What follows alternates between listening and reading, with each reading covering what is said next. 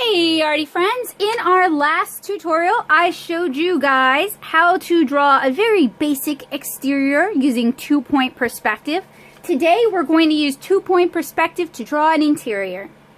The first thing we're going to do is we are going to lay down a 2-point perspective grid, starting with our horizon line and our vanishing points. We are then going to draw lines radiating from our two vanishing points, and this is just going to kind of help us align the objects in our room to, a vanishing point. This is how linear perspective works. So I am going to finish drawing my 2-point perspective grid, and then I'm going to check in with you guys.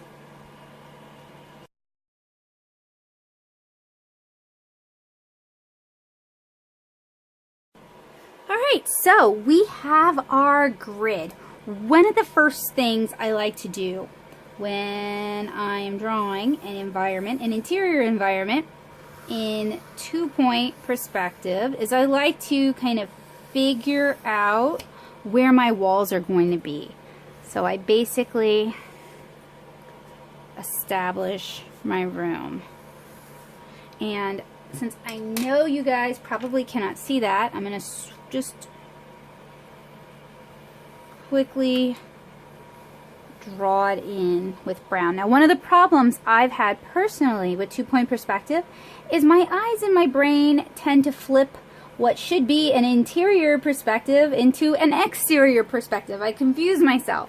So drawing in my walls first is a good way to kind of cement that in place. Now, in prior videos, we've talked about constructive drawing, using very basic shapes, very basic three-dimensional shapes to build up complicated forms.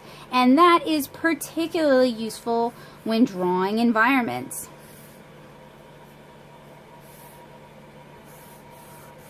So I am going to draw a large rectangle here.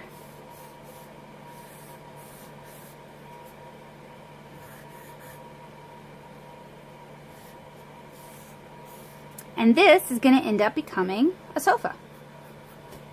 I'll demonstrate that for you guys really quick.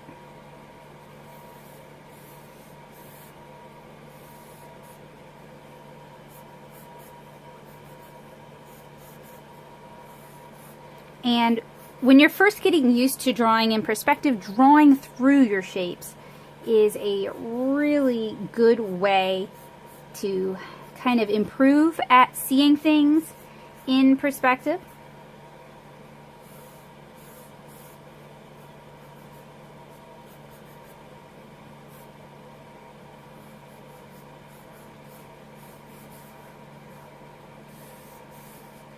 Now, this is a pretty low perspective view. Maybe we're the family dog, or maybe we're like a toddler or a small child. Or maybe we're just somebody kind of laying on the floor looking up. We see a lot of the walls and even a bit of the ceiling. I will also point out that this view is pretty skewed because our two viewpoints, our vanishing points rather, are too close to each other. So we have our horizon line here. You're not going to see the top of anything once it gets past the horizon line.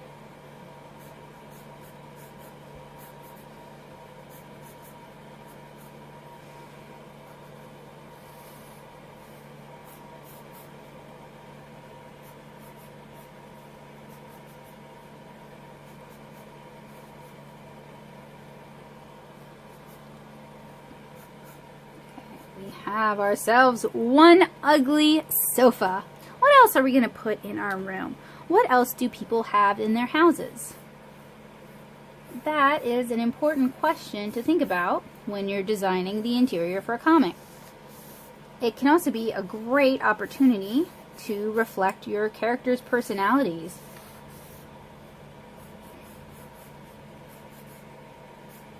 Okay, what do you guys think this rectangle is going to turn into?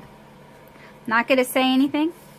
I'm just going to start drawing it, and hopefully you guys will see what it is in a moment.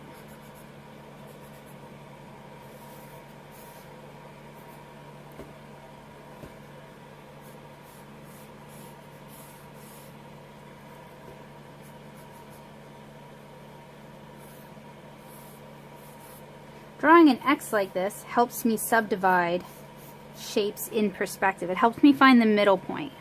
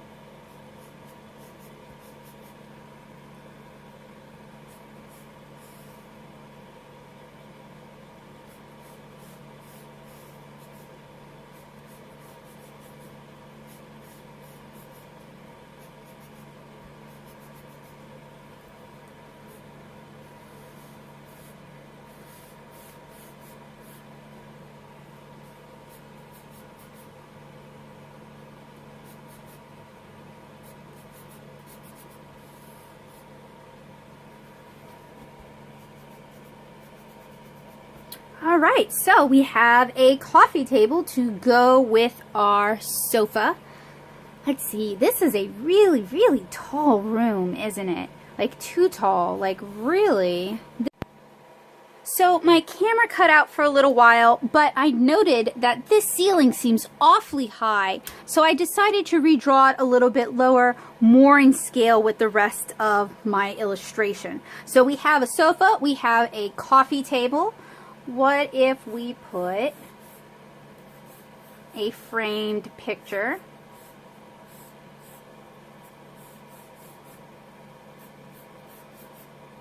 above the sofa? And you got to think realistically. Think about your home. Think about the home you've grown up in. Think about the friends' homes you've been to.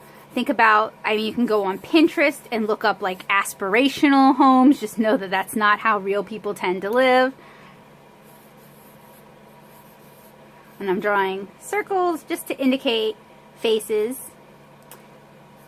And personally, I like to draw houses and homes that are kind of lived in, a little bit messy. I mean, whose life isn't like that? Let's see. Okay, so we've got a sofa. What if we drew a lamp, like a floor lamp here? So we're gonna sketch in a square. That'll help us put in a circle. That's the base of the lamp. And I recommend starting out with very simple details and then kind of gradually developing them. And if you're looking for very simple, straightforward furniture ideas, IKEA is definitely a great resource for very basic furniture that should be, you know, easy to draw.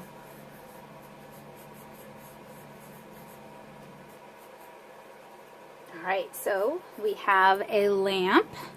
Now what? What next? I want something over here. But for the time being, let's draw in a rectangle over here. It's crossing the horizon line. And it's going to be kind of skewed because it's very close to this vanishing point.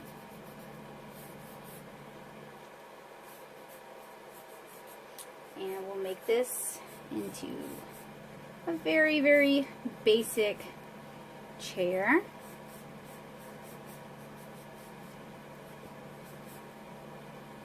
And since we've crossed the vanishing point, you're not going to see the tops of the arms.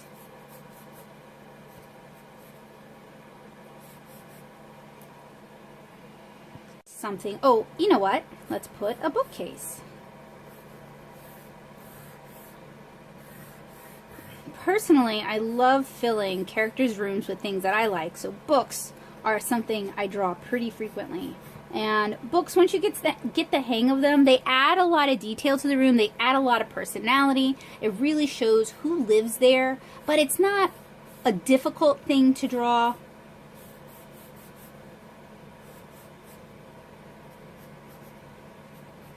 And we bring all of our shelves back down to the vanishing point over there.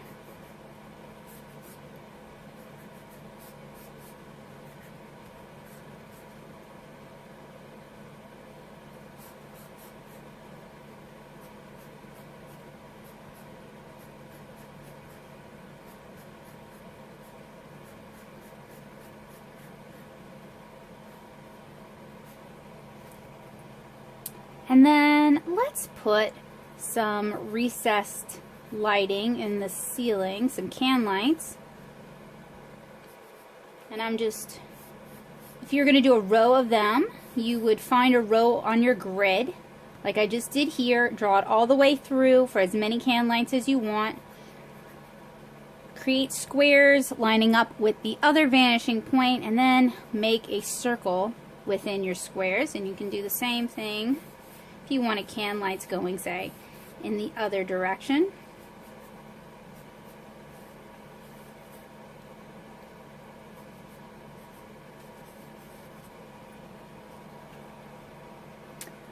And then, you know, some people have baseboards in their homes. That's another very easy detail you can draw in that makes it seem more like a house and less like a business. Some people have like chair railings across the wall where like the bottom half of that wall might be white and the top half might be an accent color. It's a pretty common thing to do. You can fill it up with photo frames. It's a great way to add personality without adding difficulty. You can draw in a throw rug or an area rug.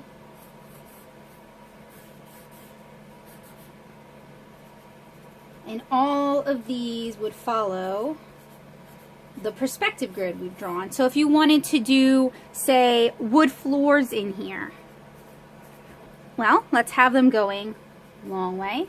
So we are just using the grid to draw, basically to draw the planks for us. The grid is telling us how we should draw the planks. And then you can just add a quick wood texture if you want to. That might even just be too much for such a small space. So I think we have here a pretty basic interior of a living room. I hope this was useful, helpful, and inspiring for you guys. If you're looking for more tutorials on drawing perspective, stick around. I've got lots more in my Making Comics and Zines playlist, as well as my Intro to Comic Craft playlist. Thank you guys so much for watching. Hopefully I'll see you again really soon. Bye guys!